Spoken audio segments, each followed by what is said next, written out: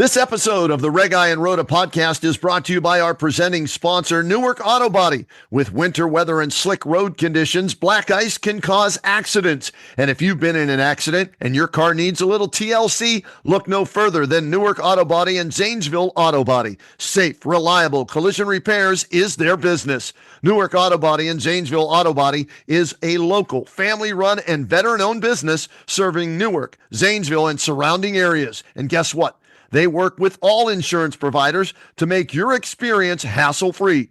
And if you are a U.S. military veteran, even better, ask about their special discounts for vets at the shop, and they will be happy to help. Look, it can be hard to find a trustworthy car mechanic, but the people over at Newark Auto Body and Zanesville Auto Body have you covered.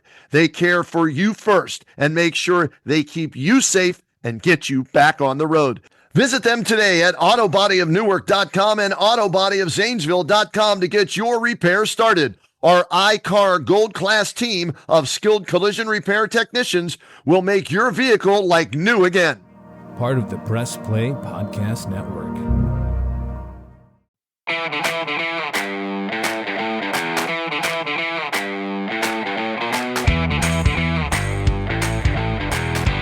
And welcome to another Reghi Roda podcast right here on the Press Play Podcast Network. Shout out to our fantastic producer, Cordts, who makes sure all of you get this out there in the podcatosphere. And Michael Reghi, another football season in the books, unfortunately, for the Cleveland Browns as they go a league second worst, 3-14. They will have the second overall pick in the upcoming NFL draft. And Michael, this season couldn't end soon enough. Just a complete disaster, embarrassment, however you want to describe it.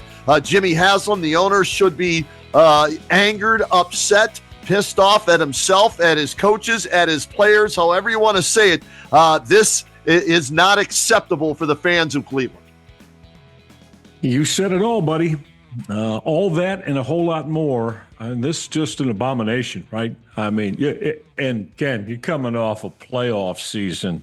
Yeah. Coming off a playoff season and put this out there, one of the worst overall football, and there's been a lot of them, we know that, but this is one of the worst overall Cleveland Browns football performances throughout a year that I think we don't want to put a lot of time in thinking about it because it was that bad, just horrendous. I mean, you don't have a quarterback. I'm beginning to have a lot of questions now about the general manager and the personnel people. And, Ken, I mean, I get it. You and I have talked a lot. Everybody wants to give Kevin Stefanski a pass. I don't know. I'm not saying fire the guy, but again, you're coming off a playoff season, right? And for this to happen, can you just? Oh, your thought? Can you just completely absolve him?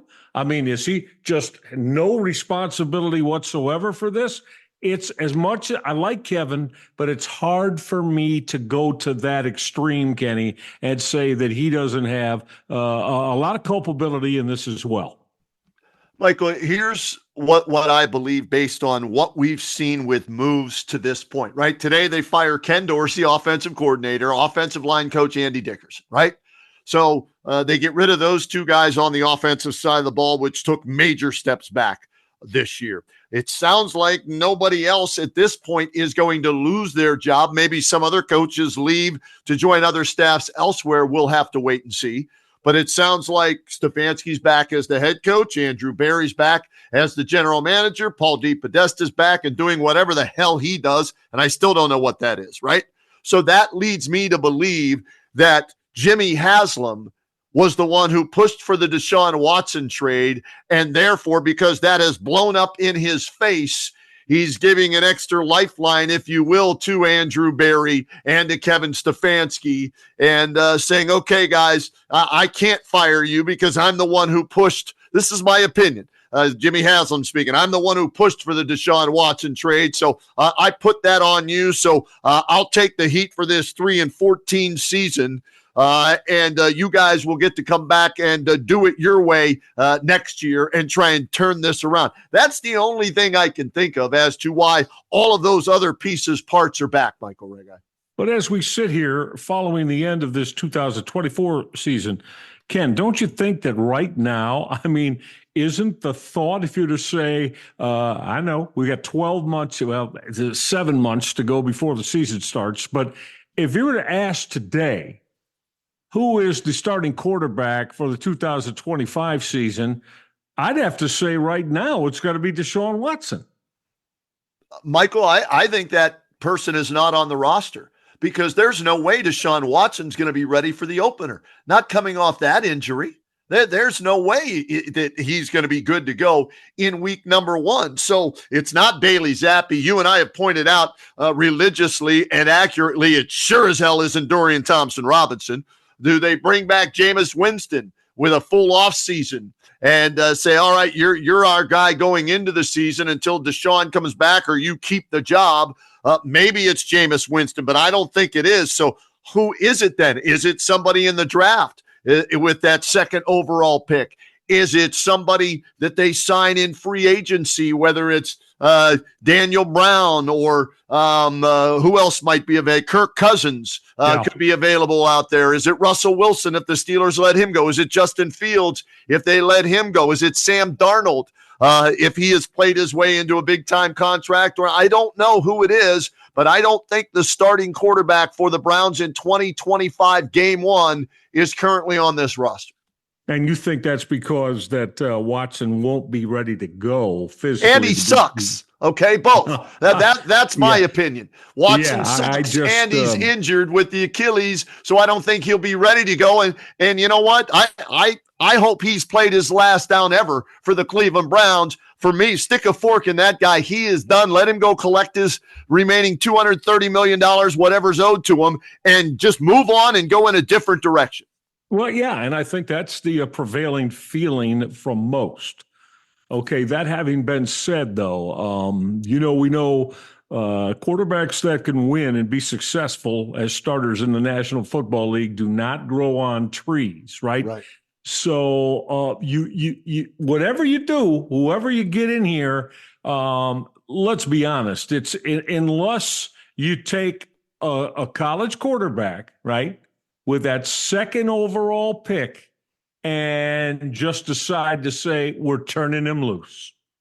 We're going to turn him loose. And if it turns into a success, great. And if he's not ready for this yet, then we'll just eat that for a while and move on until he is ready. Can they afford, though, Ken? Again, can this team, what a complete disaster of a season. Can you afford to go with a rookie quarterback that, again, you don't know anything about other than he had a lot of success collegiately and was looked to be one of the top 3-4 quarterbacks in the draft by everyone in the NFL? That doesn't guarantee a damn thing, as we know. Can this organization, let's say it turns into be he whoever they draft, let's just say growing pains, kid, right? He's not quite ready for that. And we're talking about another football season with, I don't know, 3, 4, 5 wins. Boy, Ken, I just don't know if they can afford that. I really don't. How do you keep interest up in this football team if they come back and why? Because, is everybody supposed to say, well, it's we're took a QB2 overall in the draft and we're playing them right away, so we got to give it some time. Do you think you think that this fan base or that is a way to go that is going to, or the Browns think, well, we're going to have time with this kid? I don't know. That's why I'm bringing it out there. I don't know, and I think it has to be a free agent. I was thinking Michael. about it today.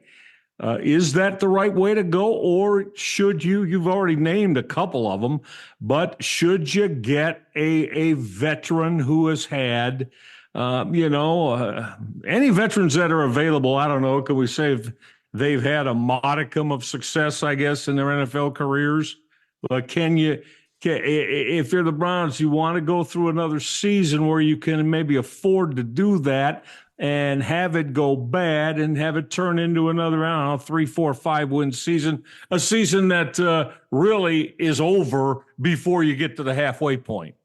Yeah, I mentioned Daniel Brown. I meant Daniel Jones from the Right, Giants. yeah. My bad on Danny Dimes on that. I don't even know his name, so sure as hell don't want him as the quarterback. I think Kirk Cousins, if you're looking for the perfect marriage for a year or two, maybe, that's the marriage you want. If Kevin Stefanski is going to resume the play calling duties after Ken Dorsey crashed and burned this year as the play caller, taking over for Kevin Stefanski. So that's an offense Cousins is familiar with, as well as Stefanski is familiar with him. It didn't work in Atlanta. They may just eat his contract and let him go. So, Mike, I think it's got to be a veteran with maybe a quarterback at some point in the draft. I haven't done the research yet, waiting to see where they were going to pick.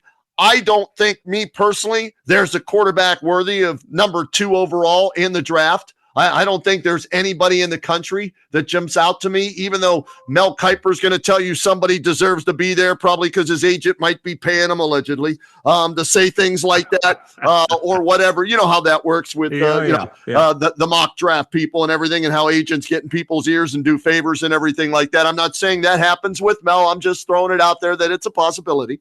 Allegedly. And so, Michael, I don't think there's a guy worthy of being a number 2 overall pick that played quarterback this past year in college football. There aren't any left playing in the college football playoffs. There weren't any worthy, in my opinion, that played all season long. So if that's the case, maybe you get a quarterback somewhere in the draft. He's not your opening day starter. That's where you go get a veteran, and you have Deshaun Watson coming off the Achilles. That's the way I would approach it if I were the Browns. Well, no, I'm with you on that. And that's probably the way this is all going to play out. And, looking at someone I like a Kirk Cousins. I mean, he's the name that is probably the most apt for this to happen to. They've moved the team he's played for. They took away his starting job. They moved on from him, right? They've got the young quarterback now. So, Cousins is expendable. And he is a guy that you would hope could come in here. He's had playing success in the league. What is he now, about 36, 37 years old? He's up there. I don't know the exact age, but he's closer to 40 than he is to 30, Michael. Yeah, well, right. See, I think that is right now, in looking at it, I think that's the more apt way to go than hoping you get lightning in a bottle by taking a kid number 2 and turning him loose. Right. The league is just not, I'm not saying it's never happened before, Ken, but I know we can probably, count on one hand where that has been the cure for everything that ails NFL teams, right? It's a tough spot. They're in a tough spot. I mean, there's no doubt about that. But when you have this kind of situation here where, the whole organization from top on down through the coaching staff, GM, coaching staff, player personnel people, and the playing roster can be scrutinized, and I think criticized. All of them. Yep. Every one of them. And then, of course, hell, you could take it a step further. Are they ever going to win with, with this ownership too? There's your biggest problem, Michael. I don't know. That's your biggest problem. Since they took over in 2012, the franchise has a .354 winning percentage. .354. That's all you need to know right there. They're the worst ownership group in the National Football League. The Haslam Group is horrific, terrible.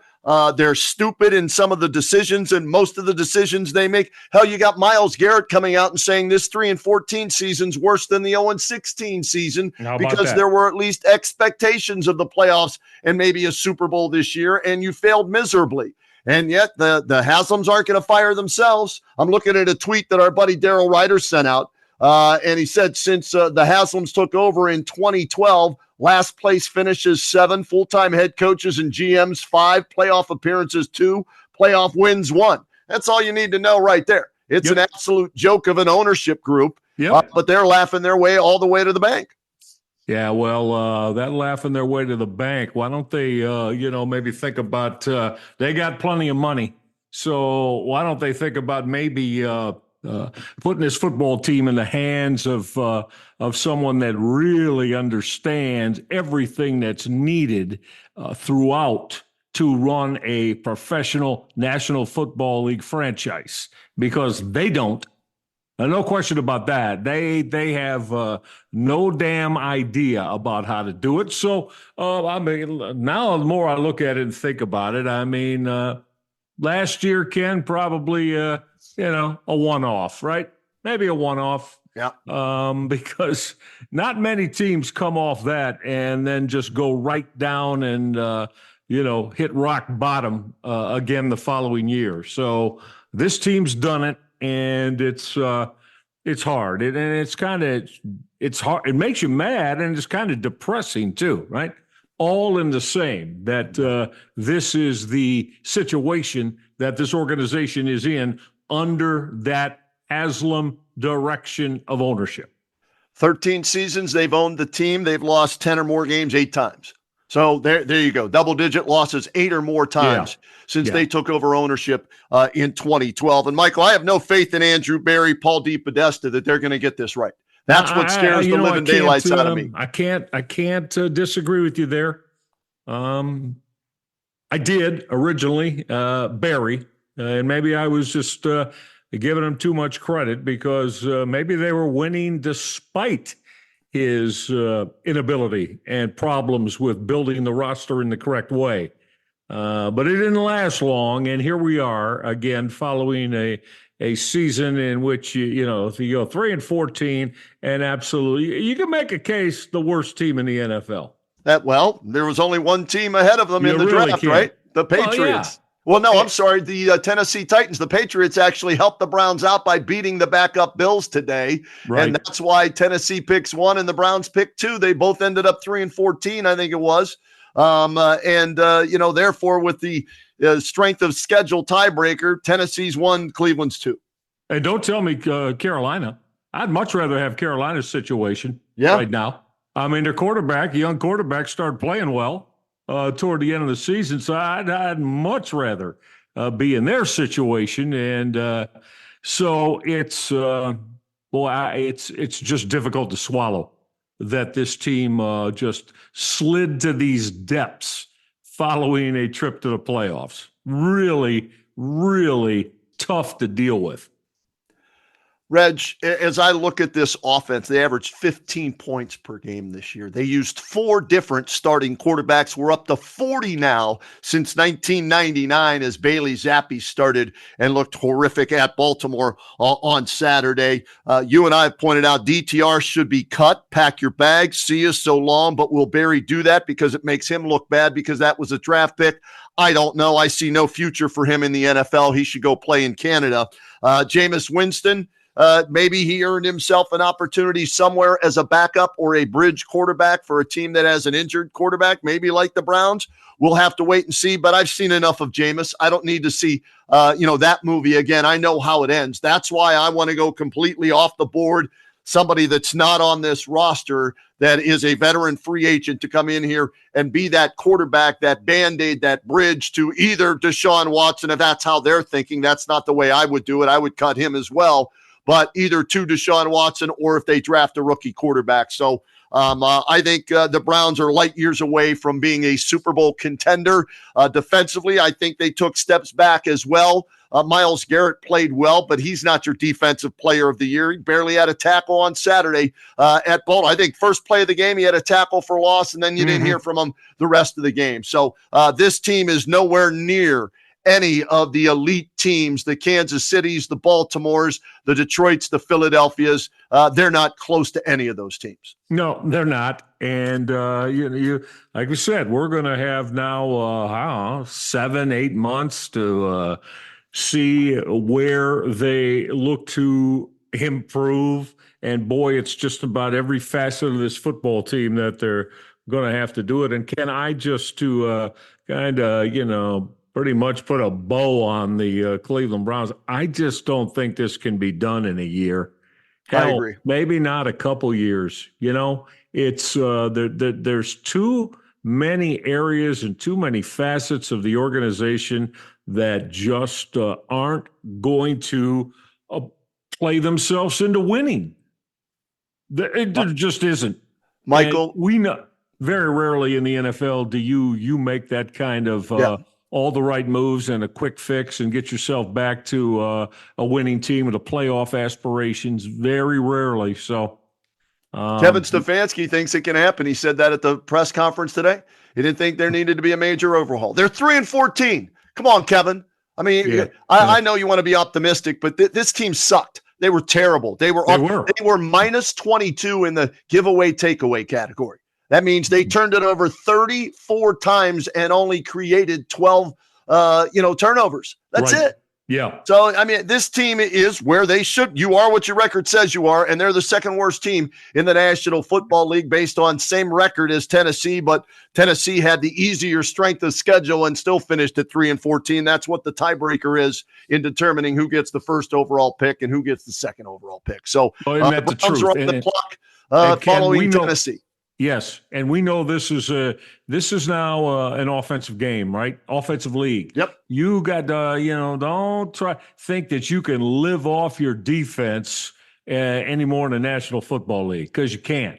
If you don't have the capabilities of putting up 27, 28, 33, 34 every week, which you won't. Right. But if you don't have the capabilities of doing that, this team, what they average, 15 points a game? I believe that's what it was. Yep. 15 points a game. I mean, now, come on. Now, you're not going to win any football games in the NFL doing that. So right there, they've got to get that offense taken care of and at least find a way that they can be productive enough to keep them in games. And then keep you in games. Well, then you better have a top 5 defense, right? And, look, I don't think the Browns are that. They like to portray themselves as that, but I don't think they're that either. So, long way to go with this thing, man. Long way to go. And going to have to be a hell of a lot of right decisions made immediately. Thank goodness the season is over and we can focus now on the Cavs here on the Reghi and Roda podcast as they won again today earlier at home against Charlotte. Michael, before we get to a break, 31-4 in their first 35 games, and they take a 10-game winning streak into Wednesday's contest against Oklahoma City, who's bringing in a 15-game winning streak. How about that matchup on Wednesday night at Rocket Mortgage Fieldhouse? Yeah, absolutely. Should be a lot of fun. And I think probably right now, everybody would say, well, there's your NBA Finals, right? The Cavaliers and the Oklahoma City Thunder. A long way to go before that. But yes, without question, they are and Kenny, I think that Kenny Atkinson is terrific. I mean, I've liked the guy when he, as you know, I liked him when he was with the Brooklyn Nets and getting his NBA opportunities there. And I mean, this guy, he gets it. He gets it, I think, and I love the way that he pretty much, he plays 9, 10 guys. He doesn't, the old Pat Riley saying about, I'll play 6, maybe 7, and that's all I'm going to play because I don't trust the rest of them. Well, I mean, he's not like that. He gives guys their opportunities and gets everybody, I think, a pretty solid amount of playing time, and that's what I look at a lot. How is he? His rotations and his playing time, and the bench is right now, every one of them playing very, very well. I don't think there is really a player on the team in terms of, if you want to say the first 9 or 10 that hasn't played well in the beginning of this season. To go, 31-4, is that what they are? Yep. Yeah. So, I mean, you hope it continues. But Atkinson seems like he's got everybody happy, everybody understanding of what their roles are. They all pretty much know what your playing time is going to be and what's expected of you. And like I said, I think every one of them, starters and the 4 or 5 off the bench, have all played very, very well. Yeah, they're fun to watch. The ball movement is just pure joy for me. No stanky leg, no dribble, and throw up a grenade at the end there, right?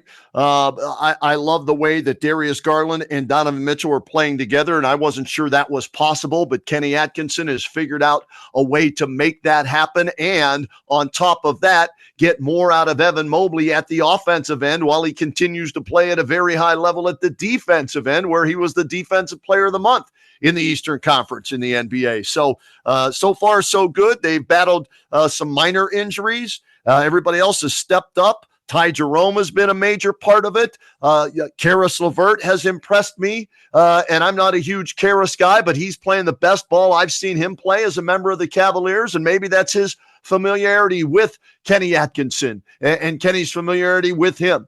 But Karis is playing very good basketball, and this team right now, they believe in each other. They're playing team basketball, and I can't wait to watch Wednesday's game against OKC. Yeah, and I believe if without any debilitating major injuries, this should stay. I think this same way through 82 games. And look, they've got it. They should feel like they've got a chance to win the whole thing. And if they don't, then I don't know why they wouldn't, because they have this kind of roster. Kenny, I do think ultimately it's going to come down to the continued impressive play to me of the bigs, right? As Coach Luke would say. Reggie, right? Tell them about the bigs and how important the bigs are, Reggie. Absolutely, Coach Luke. There and in Jarrett Allen and Evan Mobley, I think you got 2 guys that really understand how vital they are within Kenny Atkinson's system and are showing exactly that. If they continue playing at this high a level, the 2 of them, I don't see there's any reason why, Ken, that this team cannot win an NBA championship. Yeah, it's been fun. And I'm curious to see the game, like I said, Wednesday, great barometer for them, but also the schedule's going to get a little bit tougher. So we'll see when they do have adversity, how they handle it, if they're able to overcome it. And then you don't want to be peaking now. You want to be peaking, the first or second week of April going into those playoffs. So at least, the complete opposite of the Cleveland Browns. You had the Guardians give you a fun season. The Browns sucked. They gave you, what you're used to seeing out of them.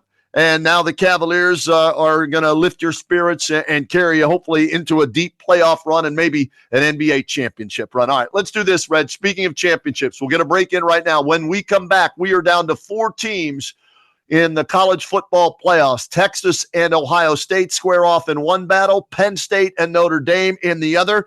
I want to get Michael's thoughts. I'll give you mine on who we like to play for the national championship and to win it all in college football. That's next when the RnR podcast continues right after this. What's up, everyone? I'm Holly Wetzel. And I'm Tybus Powell. And we are your hosts of The Orange is Oranger, a Cleveland Browns podcast on the Press Play Podcast Network. We give you all the dog pound coverage that you'll need to get you through the regular season, hopeful postseason, and I'd say off-season, Tybus, but is there really ever an off-season for this team? Thankfully for our podcast, Holly, there really never is when it comes to the Cleveland Browns. Don't miss our breakdown of each week's matchup, game recaps, and any and all news out of Berea to feed your Browns appetite. As we know, Holly, dogs gotta eat. Yes, they do. So hit that subscribe button and never miss an episode of the Orange is Oranger, Cleveland Browns podcast on the Press Play Podcast Network. Hey everybody, it's Sam Amico from Cavs on the Break NBA podcast. Be sure to give us a listen for all your Cleveland Cavaliers recaps, analysis, breakdowns, draft talk, free agency. The list goes on and on. Give us a listen, Cavs on the Break NBA podcast. Looking for new insights on the Cleveland sports scene with a unique side of Cleveland sports history? Then you found the perfect podcast. I'm John Sable. And I'm Scott Sable, and we're hosts of the Sable Brothers on the Baseline podcast, a podcast about Cleveland sports, but not your typical podcast about the land's sports teams. Join us as we embark on a journey of sharing a unique and historical side of Cleveland sports history with the help of some former Cleveland sports stars and other historical figures. All right here on the Sable Brothers on the Baseline podcast, part of the Press Play Podcast Network. And we continue with the RnR podcast here on the Press Play Podcast Network. And Michael Reghi, the Final Four is set in college football. Texas, Ohio State on Friday, Notre Dame, Penn State on Thursday. They're the four teams that are left. Let's start on Thursday night. The Irish and the Nittany Lions squaring off, I believe, in the Orange Bowl for the right to go to the national championship game on January 20th. Who do you like in the first matchup on Thursday night? Kenny, I like Notre Dame. I think that Marcus Freeman has that football team playing extremely well. I've been impressed by them, especially this past one. The first one, they had Indiana at home and expected to win that football game. They weren't wildly impressive, but they won the football game. Won by a couple of touchdowns, but I was very impressed by them and what they got done in this win over the past weekend. And I really like Marcus Freeman. I think he is an outstanding coach. He knows what he has with his football team, and I think he plays to their strengths very, very well. Kenny, they've been a little bit better defensively than I originally thought they were going to be. And if they continue to play that way, I think they're going to be a tough out. And Ken, I'm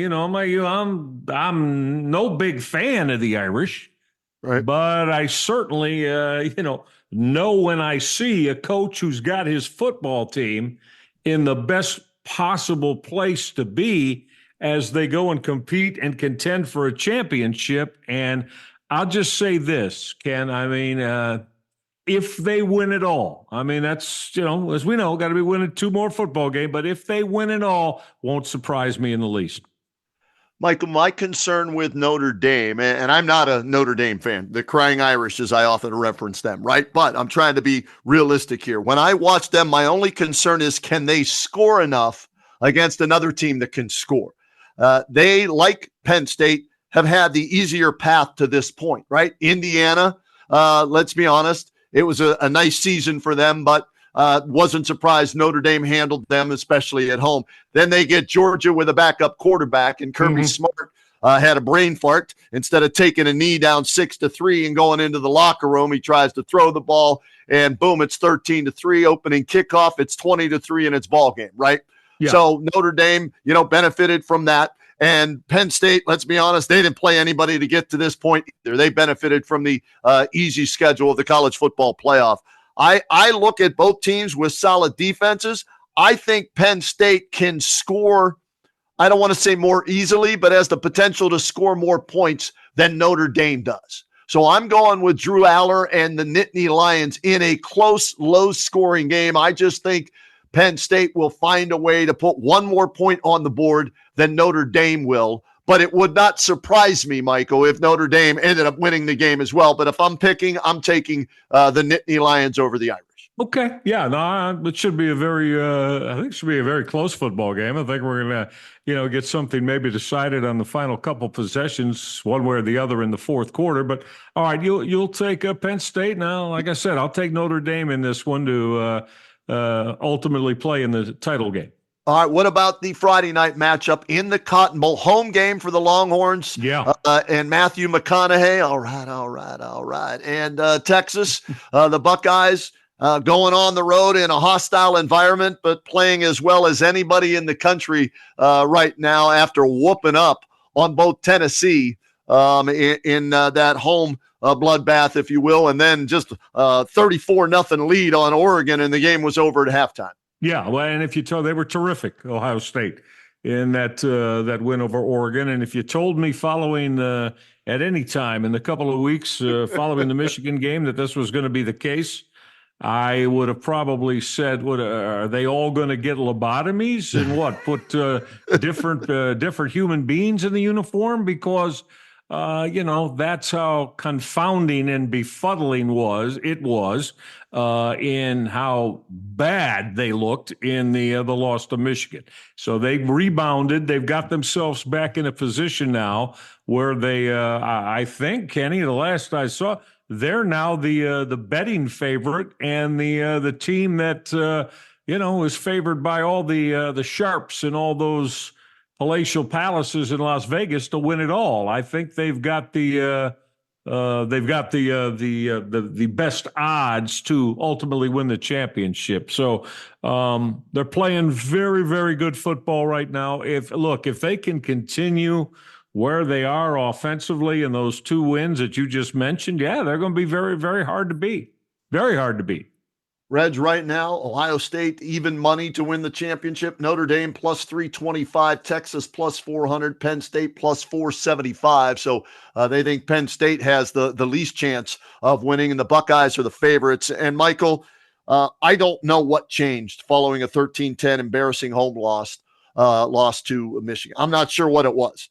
But whatever it was for Ryan Day, for Chip Kelly, for Jim Knowles, the players, maybe it was the stupid flag planting incident that, riled them up. I'm not sure what it was, why it took that, but this is what we expected from a $20 million NIL, roster that the Buckeyes put together at the beginning of the year. This is what we expected when Jeremiah Smith, the number 1 recruit in the country, signed, and they were going to get him the football at a record pace. This is what we expected with that thunder and lightning duo of Quinshon Judkins and Trevion Henderson. This is what we expected from JTT, Jack Sawyer, and Cody Simon all season long, and why it took the 12 regular season games, 2 losses, and 1 embarrassing one to Michigan to bring the best out in all of those guys and coaches. I'm not sure why, but if they continue to play at this level, Will Howard included, nobody's beating Ohio State if they play at this level. They're the best team in college football right now,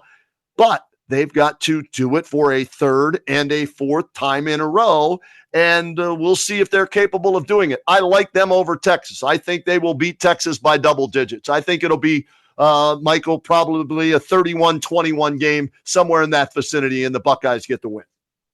Well, yeah, and again, I mean, look, as we said, they've got the capability offensively, and maybe I don't know this for sure, but I have a pretty good feeling though that they go into the Michigan game, Kenny, especially, and just think, well, we're going to show them that we're tougher than they are and more physical than they are. No, you're not.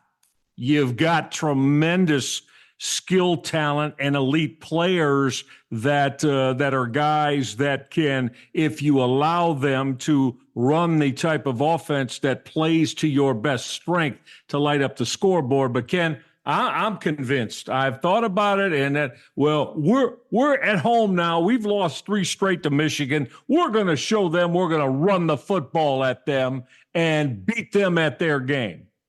Stupid. Ridiculous. And it did them in again. Yep. So back against now Tennessee and Oregon, we've seen the capability that Ohio State has to light the scoreboard up, right? Put points on the board quickly, not get into this false sense of, well, we're going to beat everybody down and be tough. That's not what they are. You tell me all you want about defense, Kenny, that's not who they are. They are an elite offensive skilled player football team that, you've got to let them go, get them the ball and let them do their thing. So that's what they are. And they try to beat Michigan exactly the opposite way, and they can't do it. Yeah. And Michael, I'm glad that they learned that lesson, because without it, I don't think they get to this point. I think they needed to learn that lesson and realize their identity is that of drop back, Put it in the vicinity of Jeremiah Smith, Emeka Ibuka, and occasionally, Trevion Henderson. And just you out-talent people to death instead of trying to out-muscle people like they tried in that Michigan game. And, hey, and somebody asked me, they said, did I hear you the other day say correctly on the Kenny and JT show you'd lose to Michigan every year if it meant playing for a national championship? Yes. Absolutely. Because guess what? The national championship is more important than the Michigan game. The old school football days of, only two teams playing for a title. So that game maybe meant more back then. Those days are gone, man. That's history. You can be a wild card team like the Buckeyes are this year and still win a national championship as long as you're one of 12 playing for the title. Michigan's at home watching while Ohio State's playing for a title. So I'll take that. 10 times out of 10. Now, would it be nice to do what Michigan did last year?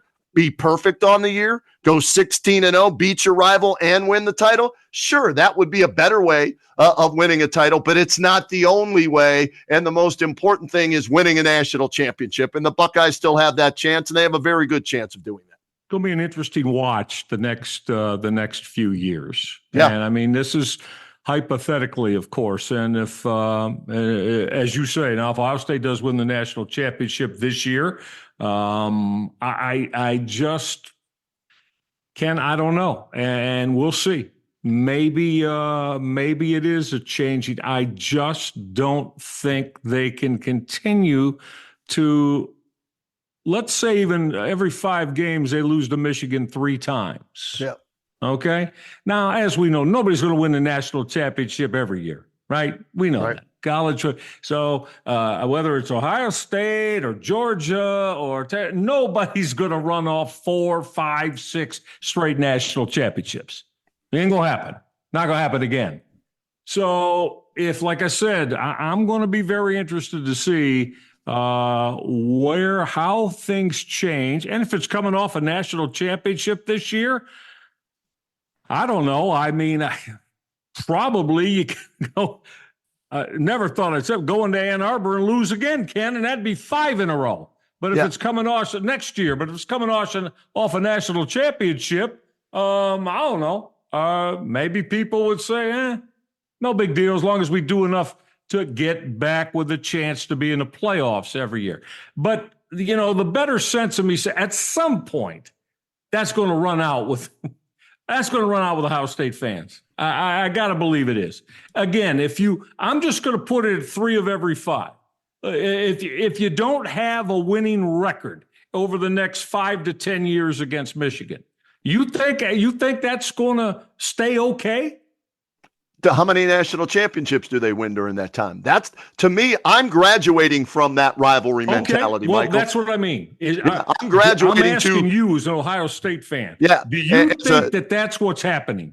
Yes. I think the landscape of college football is changing, and fans need to change with it. Okay. Where what used to be important isn't as important as it once was, and therefore now you can lose 2, maybe even 3 games in a season, depending on the type of schedule you play, still have a chance to qualify for the playoffs and still win a national championship. Think about it. Only one team in NFL history has gone, undefeated and won a Super Bowl. So you're going to have at least one loss every year with Super Bowl winners. So this is starting to mirror the NFL and the wild card teams and the NFL playoffs. That's where we're going. So I've already graduated. Don't get me wrong. It sucks that Ohio State's lost that many in a row to Michigan, 4 in a row. It's embarrassing, but I'm graduating to the point where, okay, yeah, they lost, but they're still playing. Michigan's at home watching. Buckeyes can win the national championship and then worry about Michigan and snapping the 4-game losing streak next year. So that's my mentality. I'm trying to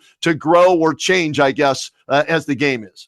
Well, and again, I get you, but I'm waiting to see, and I hope not, but it may be this year. I'm waiting to see what the overall reaction is when they lose to Michigan and don't win the national championship and get knocked out in the playoffs. Then what? Well, we'll see. That hasn't happened yet, so we don't know what that response will be. And I hope it doesn't happen this year. But at some point it probably will happen, right? It will happen in the future. Absolutely, on both sides, where one gets beat out and they don't, make the playoffs, or they lose in the first round of the playoffs. On both sides, Well, because I'll Michigan's be not very going to win curious to 10 what the in a row. reaction will be then. Yeah, well, here we don't know because it's not here yet. And we can, what's the Bill Belichick? My crystal ball is foggy. I can only go by what I know. And what we know is, it's 4 in a row, but the Buckeyes still have a chance to win a title this year. And well, they got a damn good shot. And like I said, I hope they're able to win it. Because, absolutely. Again, I think right now, because of the 2 games, and we know how fan bases are. I don't know. You tell me if I'm wrong. I think right now, because of the way they performed, and that's just showing how good of a football team they are. But I think right now the expectation by the Ohio State fan base is win the national championship now. Better go out and win 2 more football games, because, Kenny, if you don't, I got a feeling that I don't care whether it comes in the semis or the final. If they were to lose, I think the whole Ryan Day thing is going to start coming right back full circle once again. I think he saved his job. Don't win the national championship. I think he saved his job for at least one more year getting to this point. Now, if he goes out next year and loses to Michigan and loses in the playoff, then he'll be done. But I think he saved his job by winning a home playoff game, beating the number 1 team in the country, Oregon, who they had lost to, and getting to at least the college football semifinal. So even if they were to lose to Texas, I think he's safe for at least one more year. Then the seat will be very hot when they open up August 30th in 2025 against the team they're playing this week, Texas. That's who their first game would be in 2025. So we'll see. Hey, let this season play out. And you know how it is. You win a national championship, you get some grace period there of a good 2 to 4 years, depending on how you do in the coming seasons if you win a national championship, and that'll help cure all the ills of stubbing your toe again for the 4th straight year against the Wolverines in embarrassing fashion at home this past year. Hey, Reg, before we get out of here, I sent it out on social media the other day. You and I have been in this business for a long time, doing radio and TV, but we did talk shows together. We're doing podcasts together. And over the years, you get certain callers who call the show that make an impact on the show, get a reaction from other listeners and callers. And at least, I'm going back to my time, to 92 at KNR. One of the guys that riled so many feathers and was the perfect heel, as a lot of people said on social media, unfortunately passed away not too long ago. And that was the Bostonian, who called all of our shows with that bravado and that arrogance and that loud, obnoxious Boston accent, and would really get under some people's skin. And you and I had great conversations with him, banter back and forth. And unfortunately, he passed away. His son works out with JT, my radio partner, and told JT to pass that along to me to allow everybody know. So thoughts and prayers going out to the family of the Bostonian who has passed away. Absolutely, Kenny. I'm going to miss him. Quite the character, right? Yeah. One of a kind personality. And listen, I loved the fact that, as you said, he came on our shows and on the radio and spoke with all the bravado he did and told everybody while all the Boston franchises were the best going, and you people in Cleveland, you don't have nothing. You don't have nothing, and we're going to show you why. I mean, that's what makes it fun, Ken. And then you can go back and forth. And, I know many times I thought, I'm going to try to talk some sense into this man, let him go, but then try to tell him why you are so wrong. But you know what? I always enjoyed it. It was always uplifting. And I admire, again, a man that passionate and that resolute in his rooting for his beloved franchises. And that's the way it should be. That's the way it should be. So may God rest his soul. And he definitely is a guy that, as I said, put a a great sense of enjoyment into our jobs and what we did, and he's going to be missed. So God rest your soul, Bostonian. Loved all the time we shared together, and may you rest in peace. Your Guardians ain't won nothing, Rhoda. They ain't never going to win nothing with that bum Francona. He was lucky to win 2 titles with the Red Sox. Boy, he would lay it out there, and my Celtics are going to kick the LeBron don't know nothing about basketball. He ain't no good. He's overrated. He can't beat the Celtics. And then he'd go like that. Then he'd go, how's your son Cameron doing? Yeah, I know. I know. Like I said, one all of a kind. riled up and everything, but then he dropped that on him, and you just laugh at him. We got 3 times as many championships as you guys got there in Cleveland. 3 times. And I'm like, tree? How many is tree? Well, 1, 2, 3. I'm like, okay, whatever, Bostonian. So he was a beauty. Michael, how about this? And you and I have been on social media for a while. I'm looking at my social media post on Twitter or the X, whatever you're calling it, right? And I sent it out the other day on the January 4th at 6:21 p.m. Michael, since then, 133,000 views, almost 200 responses as far as quotes or comments, almost 1,000 likes. So that tells you right there how many people knew of. You loved him or you loved to hate him, but you listened to him whenever he was on in any of our. I'm one of the greatest talk show guests of all time, and don't you forget about him, Michael Reghi and Kenny Roda. And you know what? Exactly. The numbers prove that he was right. So, like you said, God rest his soul with the Bostonian. Yeah, one of a kind, and probably never to be duplicated. And they broke the mold on that one, boy. Did they ever? But did he make it fun? And for that, he's going to be missed. So again, rest in peace, Bostonian. All right, Michael, let's get out of here. We'll get back together in the not too distant future and see how things went in the college football playoffs. And we'll start our Cavs coverage even more and more diligently and more closely in the coming months as they continue to hopefully roll into being one of the top contenders in the NBA. Absolutely, Kenny, and a most happy, delightful new year to you and your son Cam and all of our terrific Reghi and Roda listeners. We greatly appreciate all of you being with us, and you have loyally for many years, and we'll continue to do this for you. And thank you so much for listening, and hope everybody has a great new year. Back at you, Reg, you and Cal and Patty. And again, if you haven't subscribed, do so at the Press Play Podcast Network. Thanks to our producer, Ty Cordts. Fabulous job as always. And Happy New Year, everybody. And hang with us here as you have for many, many years on the Reghi and Roda podcast. We appreciate it.